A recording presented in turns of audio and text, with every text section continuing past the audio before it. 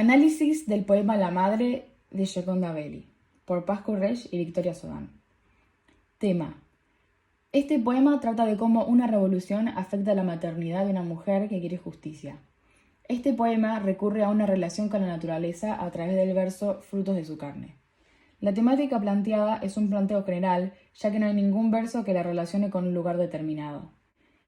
El lector puede relacionarlo con Nicaragua, ya que la autora Gioconda Belli participó de la revolución contra el gobierno nicaragüense cuando era madre. Uno de los temas de este poema trata sobre la separación de la madre y su hijo, y el sufrimiento que produce este hecho. Título. El título del poema es literal y anticipa el tema del poema de la maternidad. Es significativo ya que presenta el primer pantallazo e ideas sobre el texto. El título le da un contexto al poema para que el lector sepa que se trata sobre la maternidad de una mujer defendiendo sus ideas. Estructura externa. En total, el poema tiene una estrofa con 27 versos, variando de entre 3 a 19 sílabas. La métrica de este poema es 3, 7, 10, 7, 7, 10, 9, 9, 12, 9, 8, 9, 8, 8, 18, 7, 7, 15, 10, 15, 10, 11, 5, 16, 19, 11 y 4. Este poema tiene rima blanca y una estructura irregular en cuanto a su primer impacto visual. No hay un patrón. Estructura interna. En este poema predomina la trama narrativa, ya que se está contando los cambios causados por la revolución en una madre. Se describe cómo va cambiando su vestimenta, sus sentimientos y cómo termina desesperada porque le arrebataron a su hijo. El poema se puede dividir en 3 núcleos temáticos. El primer núcleo temático comienza en el primer verso y termina en el quinto. Este se trata del comienzo de la revolución y del pasado, donde tenían muchas motivaciones y deseos por cumplirse, pero eran todas esperanzas. En este momento la madre quería seguir luchando por sus ideas y regresaba a su casa para estar con su hijo. El segundo núcleo temático comienza en el verso 6 y termina en el 15. Este núcleo temático describe los cambios de la revolución al principio y en el presente, y cómo la madre fue afectada. No canta ya canciones de cuna, canta canciones de protesta. En esta parte también se describe cómo los hijos son afectados por la revolución, ya que ocupa todo el tiempo de la madre, y cómo ella lleva prendidas en los pechos miles de bocas hambrientas. Empieza a cargar este peso. El último núcleo temático comienza en el verso 16 y termina en el 27. Esta parte se trata sobre el futuro luego de la revolución.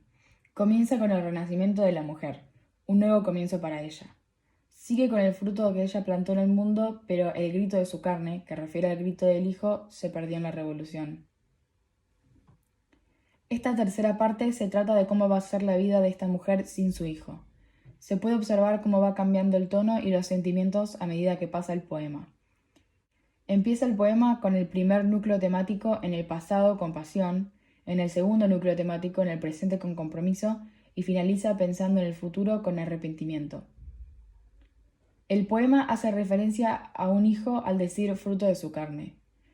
No hay referencia directa a ningún espacio determinado, pero el lector puede relacionarlo con Nicaragua porque la autora participó en movimientos revolucionarios contra el gobierno en su país. En el primer núcleo temático hay un campo semántico que apunta al cambio. En el segundo núcleo temático hay un campo semántico que apunta a la constancia, pero también hay algunas ideas de lamento. Va despeinada y llorando.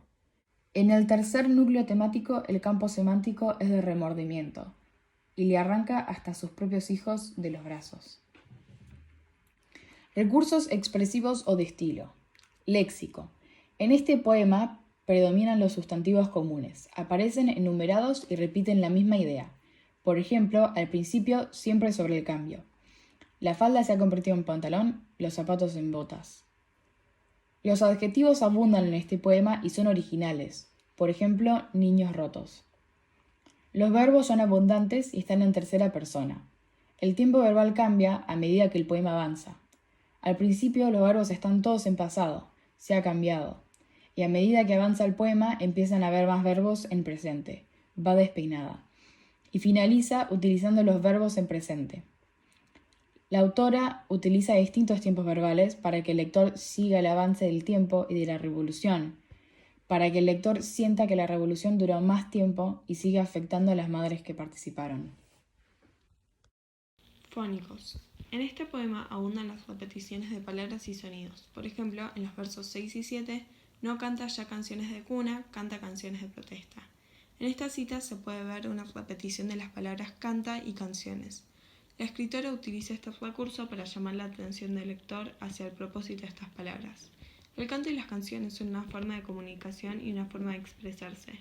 Estos versos explican que cuando la madre estaba con su hijo o hija, transmitía tranquilidad y amor, ya que las canciones de cuna son una muestra de cariño y son utilizadas para relajar a los niños. También explica que ahora la madre comunica desacuerdo y un deseo por un cambio, por una revolución. Las canciones de protesta son utilizadas para dar opiniones contrarias que suelen concluir en discusiones y desacuerdos, a veces violentos. También se puede escuchar la repetición del sonido k, que sirve para acentuar y dar más importancia en el contraste de dos tipos de canciones cantadas por una misma madre en dos situaciones distintas. Se utiliza la literación para enfatizar el sonido can en cantar canciones. Se utiliza la repetición de la palabra gritos en los últimos 6 versos para demostrar la consecuencia de la revolución y acentuar el terror que trajo después de su finalización. Se utiliza el paralelismo en los versos no quiere ya solo a sus hijos, ni sea solo a sus hijos, y lleva prendida en los pechos miles de bocas hambrientas, para hacer énfasis en el hecho que la revolución ya no es muchos individuos reunidos, sino que pertenecen a un solo cuerpo y los problemas los llevan todos unidos. Sintáctico. En este poema predominan las oraciones largas a pesar de que también hayan oraciones breves. Abundan los encadenamientos reiterados. Por ejemplo, en los versos 12 y 13 lleva prendida en los pechos miles de bocas hambrientas y en los versos 14 y 15 es madre de niños rotos, de muchachitos que juegan trompo en aceras polvorosas. Logran un efecto de continuidad, lo que hace que el lector sienta que el poema pasa con el transcurso del tiempo de la revolución. Hay enumeraciones ordenadas que recorren al polysíndeton, los zapatos en botas, la cartera en mochila, ambos sustantivos son artículos de ropa, y una enumeración que recorre a la síndeton es despeinada y llorando. Describe a la madre que es parte de la revolución y que el lector puede asumir que está cansada y angustiada. Semántico.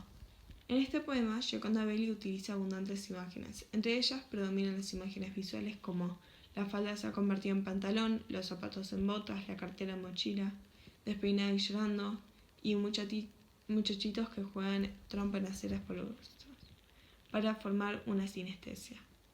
Abundan las metáforas puras, por ejemplo, en el verso que dice niños rotos está comparando a los niños con objetos frágiles. En el verso que dice amor que la envuelve está comparando al amor con una manta que la calienta y protege. Se ha parido ella misma, esta madre decidió renacer y comenzar de nuevo. Se compara el renacimiento con la renovación y fruto de su carne, se compara el fruto de un árbol con el fruto de la vida y carne, un hijo. Hay escasas metonimias, una es bocas hambrientas, se utiliza para exagerar el hambre, y la palabra bocas simboliza a las personas. Se utilizan hipérboles, por ejemplo, al decir sus propios hijos, para hacer énfasis en la situación donde la madre no tiene el poder que debería tener sobre sus hijos y no puede protegerlos. Esto genera un efecto de lástima en el lector. Ritmo y tono. El ritmo es pausado y lento, ya que tiene muchos puntos y comas, y el tono va cambiando a lo largo del poema. Empieza siendo motivador y con esperanzas de un futuro feliz.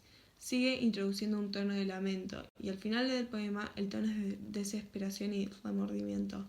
El último verso puede ser percibido por el lector con un tono de agresión y furia. Valoración final. Gioconda Belli quiso transmitir la desesperación y el remordimiento luego de perder un hijo, a pesar de que haya sido por una causa justificable y anhelada. La autora logra transmitir diversos sentimientos a través del poema. Empieza con emoción y anhelo. A medida que el poema avanza, el lector puede sentir cómo la madre va perdiendo la emoción y el remordimiento hasta que pierde a su hijo y se transforma en furia. La comprensión del tema resulta fácil ya que el lenguaje utilizado es simple y está sugerido en el título. Desde mi experiencia personal, el poema logra gustar al lector porque, a pesar de que el tema sea ajeno, logra emocionar al lector por los cambios de tono, el tipo y cantidad de imágenes sensoriales y metáforas, y cómo logra marcar el transcurso del tiempo.